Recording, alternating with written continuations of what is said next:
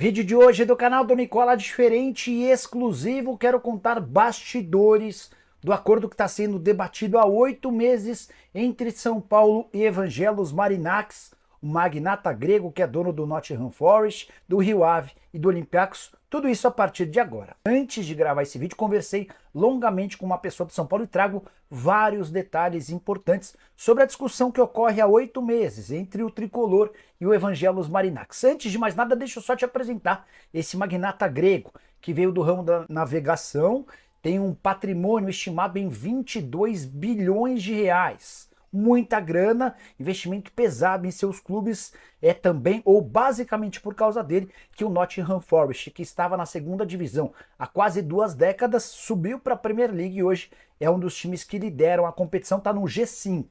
Esse cara também transformou o Olympiacos no grande papa-títulos do futebol grego. No Rio Ave, em Portugal, a coisa ainda não andou. O Marinax havia decidido, coisa de alguns meses atrás, comprar um time no Brasil.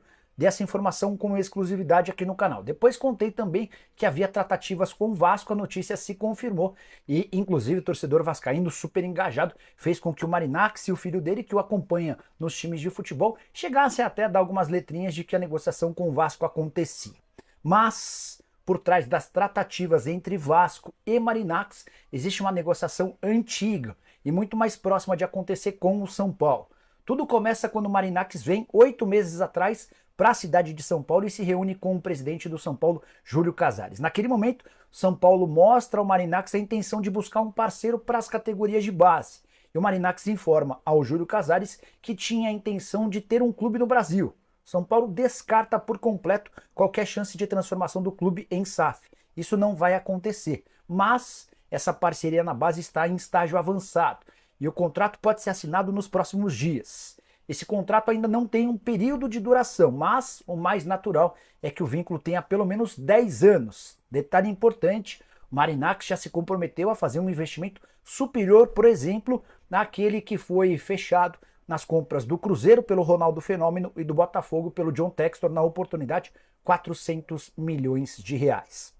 São Paulo e Marinax não podem dar muitos detalhes, esse acordo está sendo confabulado diante de uma cláusula de confidencialidade, mas tem uma série de pequenas informações e notícias importantes. Qual que é a estratégia do São Paulo? São Paulo não está vendendo Cotia, São Paulo não está se transformando numa SAF, São Paulo está fechando com um parceiro comercial de bastante dinheiro para ser o principal clube comprador de atletas na categoria de base. Sub-12, sub-15, sub-17, sub-20, apareceu uma joia no Brasil ou na América do Sul e o São Paulo pretende ser o principal comprador com a ajuda, obviamente, do Evangelos Marinax. Tem até outra informação importante que cabe dentro desse contexto que eu estou apresentando.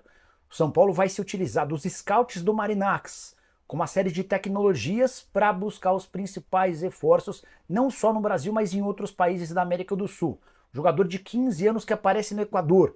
Antes dele ser desejado por clubes da Inglaterra, São Paulo pretende se antecipar, trazê-lo para fazer a formação em Cotia e depois ser vendido para o exterior. Mas, Nicola, o que o Marinax ganha com essa parceria, colocando um caminhão de dinheiro, valores superiores a 400 milhões de reais? A ideia do Marinax é ter um percentual na venda de todos os atletas formados na base do São Paulo, inclusive aqueles que já estão em Cotia antes da chegada do Marinax.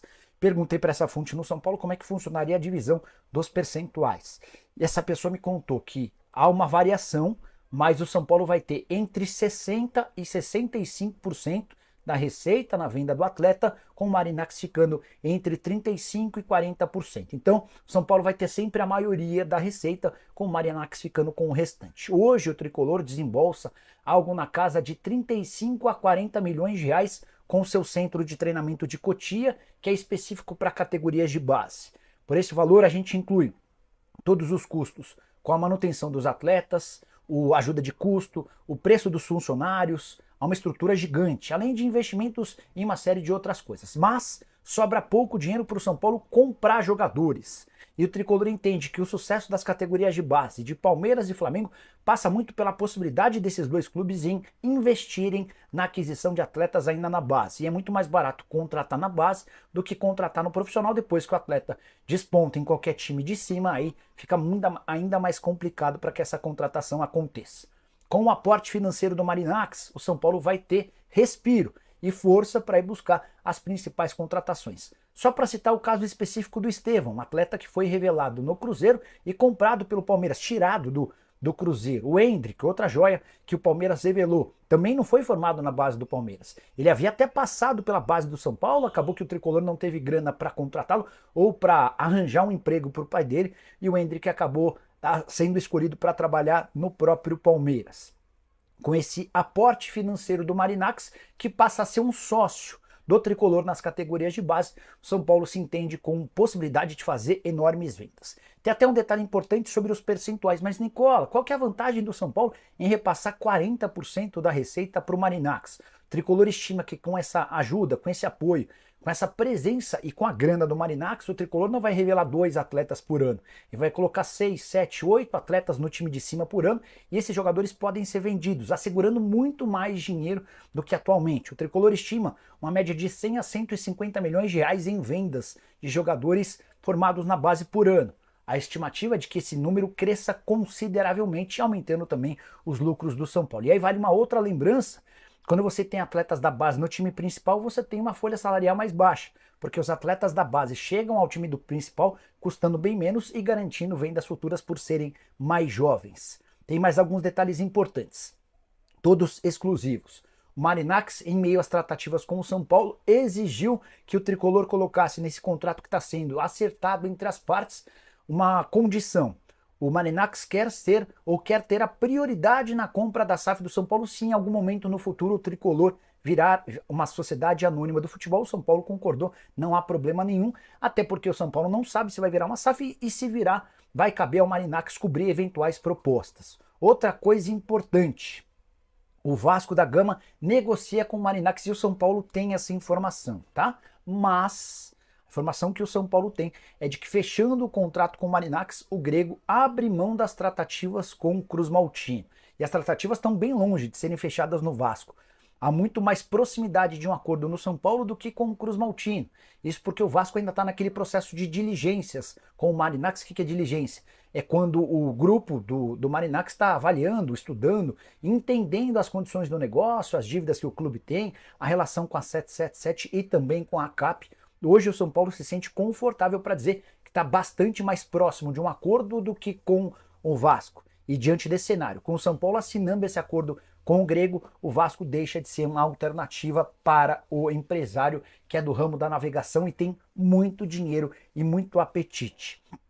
Edu Gaspar não pode participar desse momento, nesse momento das negociações, até porque o Edu Gaspar cumpre um aviso prévio pela saída dele no Arsenal, mas o Edu Gaspar, a partir de fevereiro, está ativo nas tratativas e eventualmente na conclusão desse acordo, que não deve demorar muito tempo. Eu senti bastante otimismo no São Paulo em relação à possibilidade de o Marinacks se tornar esse sócio nas categorias de base.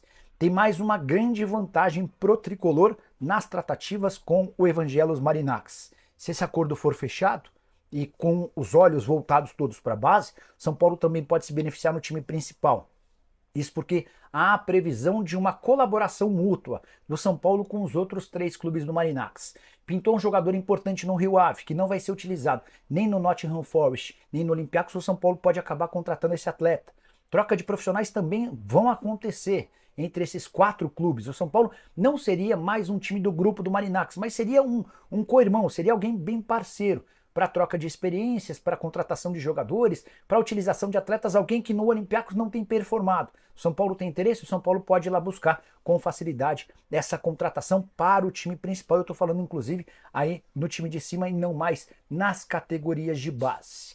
Evangelos Marinacks, que se tornou o xodó, o queridinho do torcedor vascaíno, até por conta do seu arrojo, da sua vontade em fazer os seus times serem extremamente competitivos. Antes de completar, deixa eu só contar o que eu perguntei para essa minha fonte a respeito de prazo. Quando é que o São Paulo imagina ser capaz de ter tudo completado se as coisas continuarem saindo bem? essa pessoa me contou que recentemente o Júlio Casares esteve em Londres para mais uma reunião com o Marinacci, mas aí na verdade foi mais do que uma, porque eles se encontraram por 3 dias consecutivos e acertaram basicamente vários outros pontos que estavam pendentes. Então, São Paulo entende que está perto da conclusão desse acordo nos próximos dias, talvez não nesse final de ano por conta dessa questão envolvendo festas de fim de ano, mas no início da próxima temporada, talvez tudo já esteja sacramentado para que Evangelos Marinacci se torne o investidor que o São Paulo buscava. E o Tricolor, em vez de ter vários parceiros como empresários ou parceria com outros clubes, o São Paulo na base vai ter o magnata grego como o cara que vai colocar dinheiro e vai ser participante no lucro dos atletas vendidos.